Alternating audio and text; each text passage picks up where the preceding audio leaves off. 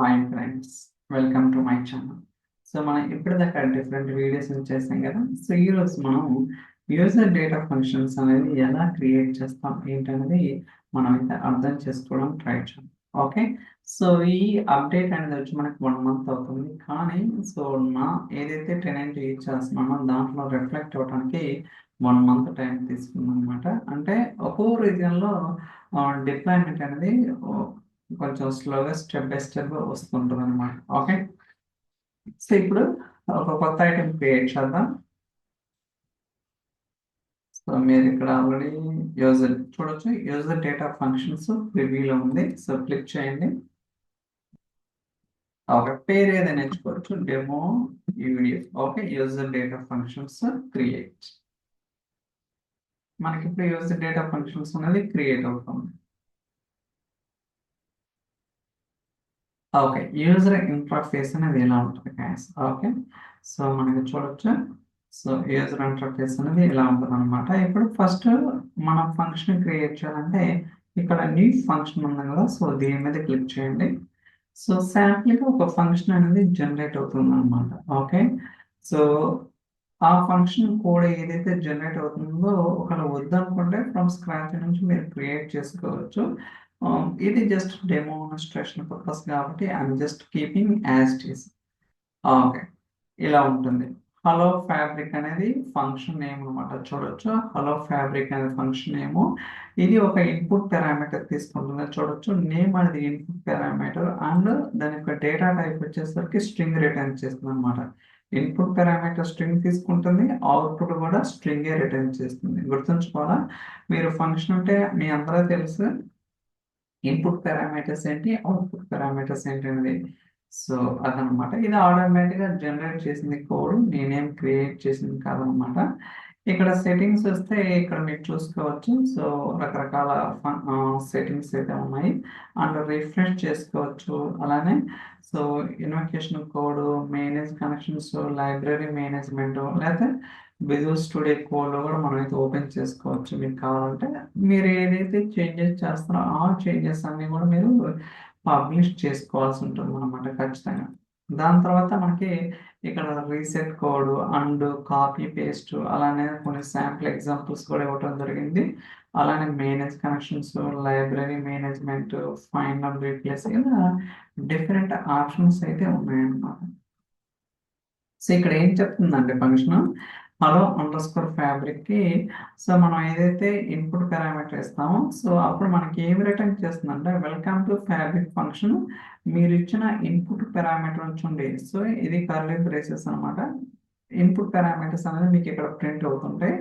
So ఆ input parameter and okay, so day timestamp అనమాట. Okay, day time dot now. Okay, now అంటే మీ అందరూ తెలుసు కదా, కరెంట్లీ ఏమి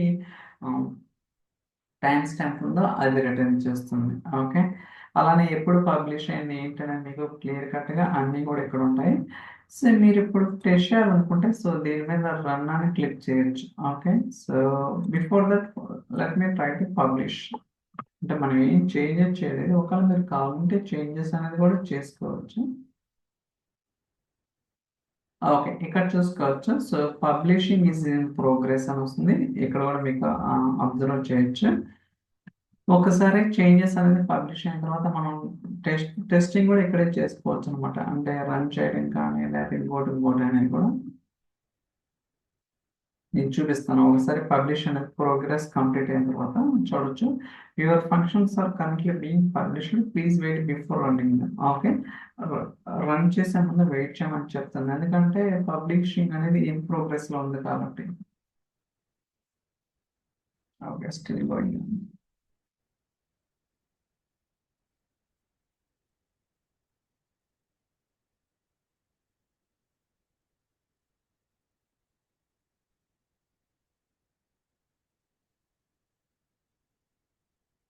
ఓకే, సో మీరు ఏదైతే ఫంక్షన్ మీరు ఇది ఇక్కడ డిఫైన్ చేస్తారో సో దీన్ని 2 ways లో ఇంటిగ్రేట్ చేసుకోవచ్చు. యాజ్ఆప్లో ఏదైనా డేటా పైప్లైన్స్ ఆర్ నోట్బుక్స్లో రెండిట్లో కూడా మనం అయితే ఇంటిగ్రేట్ చేసుకోవచ్చు అనమాట.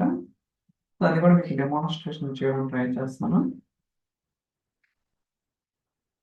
ఓకే, సో పబ్లిషింగ్ ఇది కొంచెం టైం తీసుకుంటుంది. పబ్లిషింగ్ ప్రోగ్రెస్ అనేది నేను ఇంతకుముందు కూడా వెరిఫై చేశాను. So it's taking little time.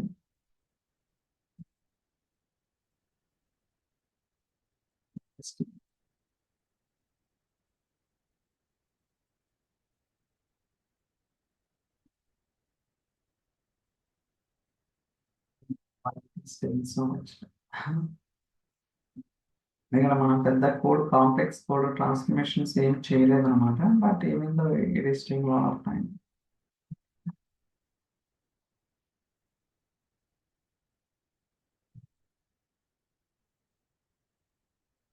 Okay, చూడొచ్చు మీరు సక్సెస్ఫుల్ గా పబ్లిష్ అయింది కదా. ఇప్పుడు సో మనం రన్ చేద్దాం.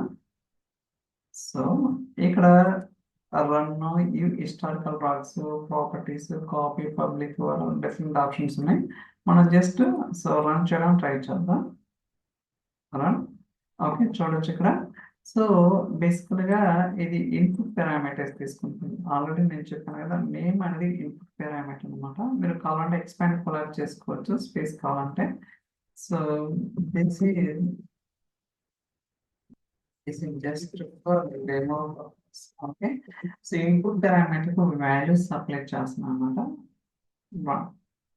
ఇప్పుడే వస్తుంది welcome to fabric function. So this is just for demo and current timestamp. చూడొచ్చు, welcome to fabric functions, this is just for demo purpose at అంటే ఏ టైం స్టాంప్ అనేది రిటర్న్ చేస్తుంది అనమాట. ఎందుకంటే మనకి ఇక్కడ ఆల్రెడీ సో ఈ డే టైం అనేది ఉంది. ఇలా మీరు ఏంటంటే సో రకరకాలుగా డిఫైన్ చేసుకోవచ్చు. ఓకే, ఇప్పుడు ఏదైతే మనం ఫంక్షన్ డిఫైన్ చేసామో యూజర్ డేటా ఫంక్షన్స్ అనేది సో డేటా పైప్లైన్స్ లో ఎలా కాల్ చేయాలని చూపిస్తాను. Get info from dynamic output. Okay, ఏదో ఒకటి మీరు తీసుకోవచ్చు.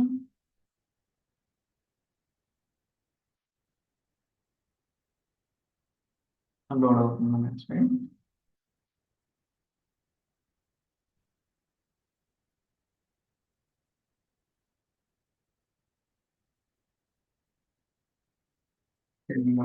ఓకే, సో ఇక్కడ మీరు యాక్టివిటీస్కి వెళ్తే ఫంక్షన్స్ ఉంది కదా, సో దీని మీద క్లిక్ చేయండి. బేసికల్గా ఇక్కడ మనకి 2 ways ఉంటుంది అనమాట.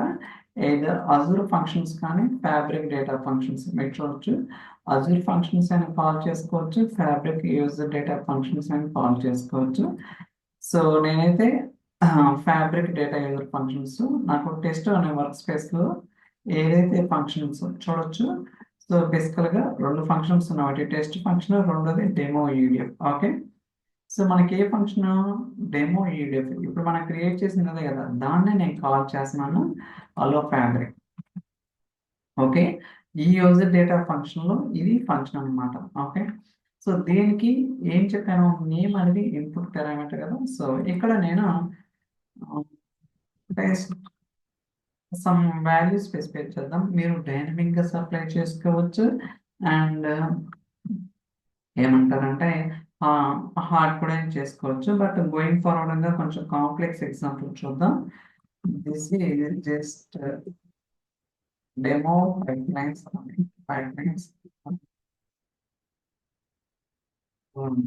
ఓకే, సో ఇప్పుడు మనం రన్ చేయడానికి ట్రై చేద్దాం.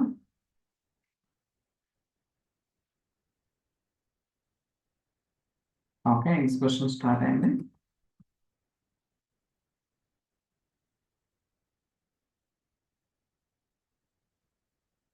Okay, in progress.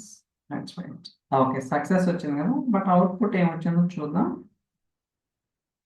సో చూడొచ్చు, welcome to fabric function, this is just demo pipelines run. Okay, so ఇందాక మనం రన్ చేసినప్పుడు ఒక రకంగా వచ్చింది అండ్ ఇప్పుడు వచ్చేసరికి వేరే రకం. అంటే మీరు ఎక్కడైతే రన్ చేస్తారో దానికి ఇన్పుట్ పారామీటర్ బట్టి మీరు డేటా పైప్లైన్స్ లో ఇలా మీరు రన్ చేసుకోవచ్చు. అర్థమైంది కదా ఎలా రన్ చేయాలి ఏంటనేది. ఇప్పుడు నోట్బుక్ లో కూడా దీన్ని ఎలా కాల్ చేయాలి ఏంటనేది కూడా చూద్దాం. సో దానికోసం సో ఇక్కడ నోట్బుక్ ఉంది కదా, కాపీ చేసుకోండి. Just copy. సో నోట్బుక్ వెళ్దాం.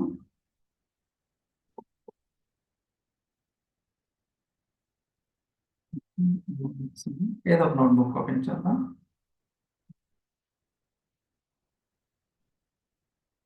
లోడ్ అవుతుంది. Let's wait.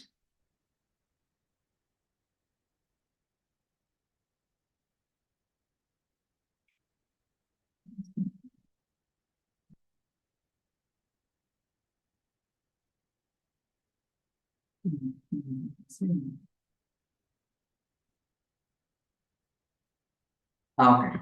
సో మీరు చూడొచ్చు, కావాలంటే డిలీట్ చేద్దాం మనకి అవసరం. ఓకే. ఇక్కడ మనం ఏం చేస్తున్నాం? Okay. Workspace ID, capacity ID and artifact ID function name. Okay. Function name వచ్చేసరికి అలో అండర్ స్కోర్ పబ్లిక్ కదా. ఇక్కడ పారామీటర్స్ అనేది so name is equal to string అనమాట. ఓకే. మీరు పారామీటర్స్ సపరేట్ చేయాలి. ఇప్పుడు నేను so this is notebook demo purpose. Okay. Execute చేయాలా?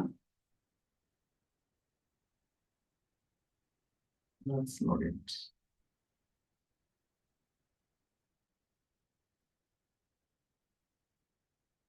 లోడింగ్ ఎగ్జిక్యూషన్ అవుతుంది. చూడండి ఇక్కడ.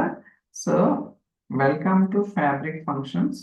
Okay. This is notebook demo purpose. Okay. ఈ టైం స్టాంప్ ఇలా మీరేంటంటే సో ఏదర్